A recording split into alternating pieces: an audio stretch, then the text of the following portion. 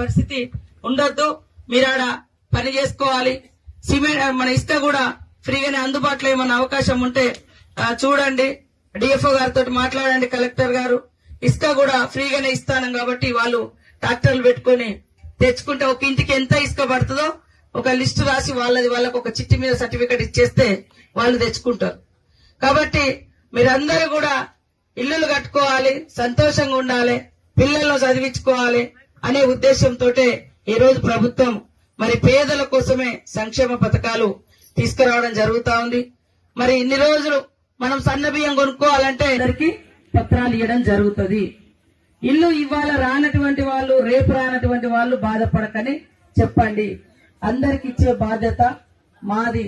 ఈ మండలాల మీద కూడా మీ బాధ ఏంది, మీకు ఎట్లా వ్యవస్థ సరిగా వ్యవసాయాలు ఉండవు, పంటలు ఉండవు, ఇబ్బంది ఉంది కాబట్టి అది కూడా మాకు తెలుసు.